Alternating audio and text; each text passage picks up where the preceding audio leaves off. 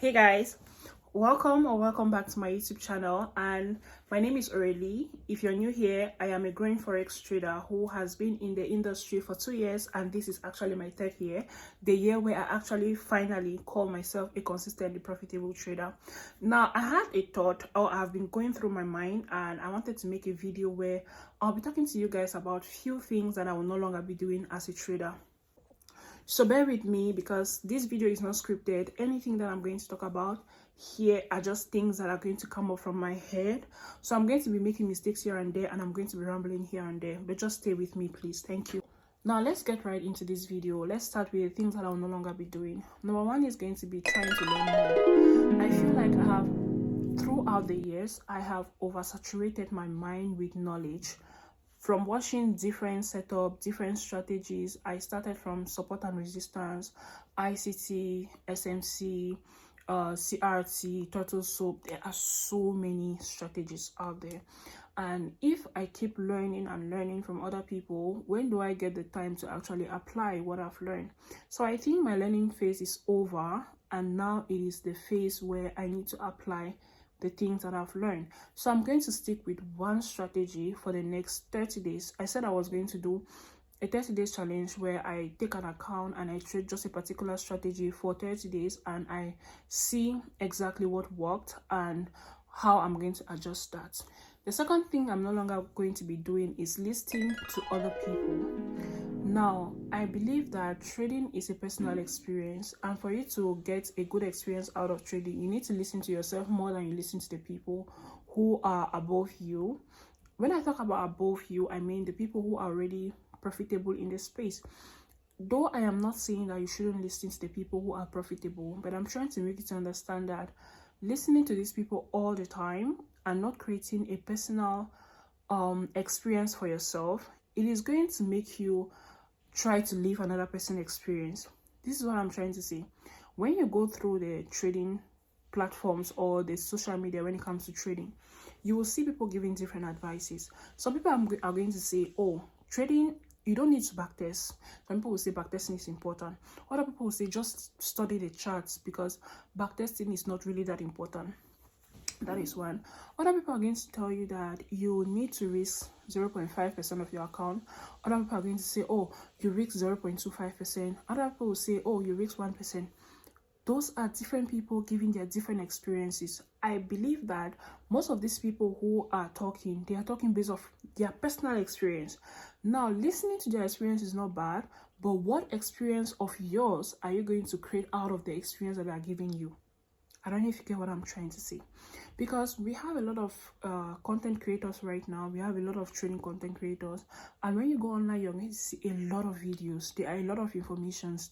The trading space is saturated with informations, and if you're not careful, you will keep consuming and consuming and consuming, and you find yourself going through a cycle, and you're not going to improve. You will keep being stagnant, or you're even going to depreciate or decrease. Let's say depreciate in the long run. So it's very important to create an experience that works for you.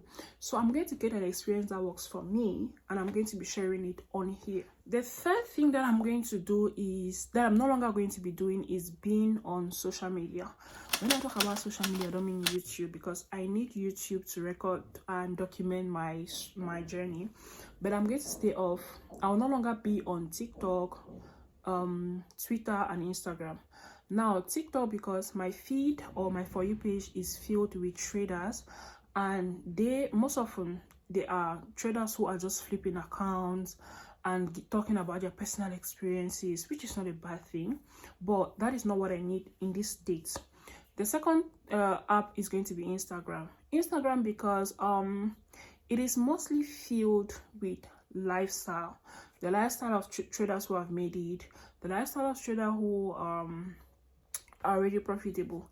In as much as it is good, it is giving you that motivation not to give up. At the same time, it gives you this sense of comparison. And as someone who has been in that space where I found myself comparing myself to other female traders, I don't want to keep doing that. So Instagram has to go. Now, Twitter, in as much as I wanted to stay on Twitter, but to be very honest, Twitter is very toxic, very, very toxic, and You always have people fighting each other, people giving different ideas, people fighting other people's ideas, people calling other people wrong just because the ideas that another person gives do not tally with their idea, and they start thinking that, oh, this person is wrong, I am right. So they will start raising for Twitter.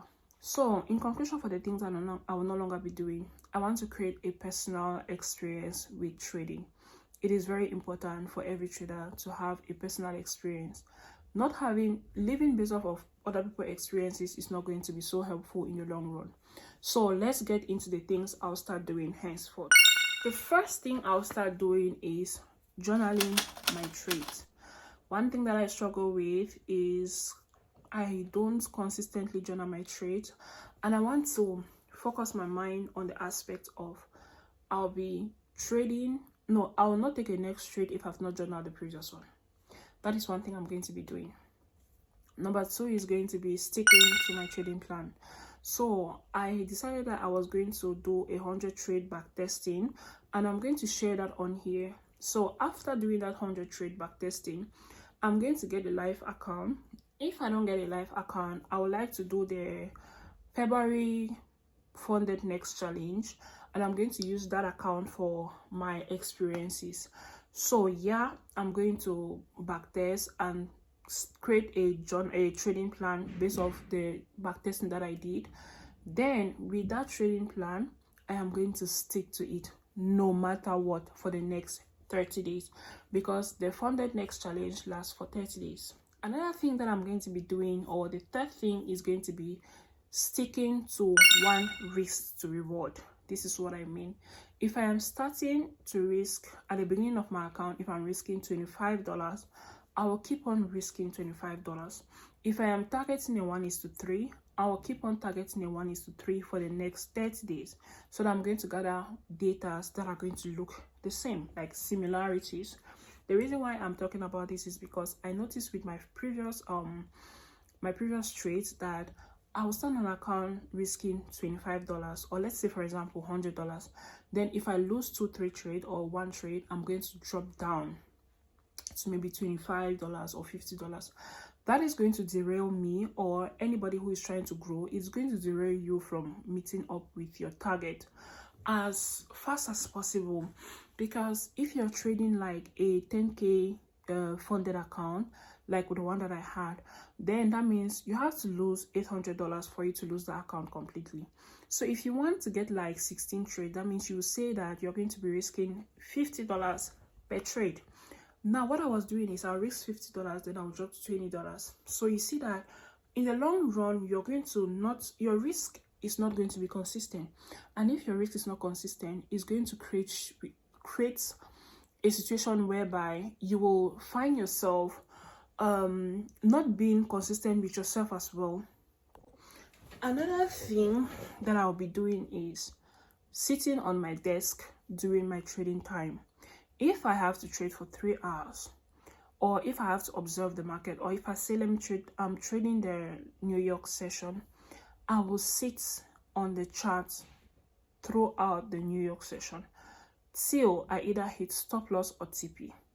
That is after I've seen my setup. That is one thing I'll be doing.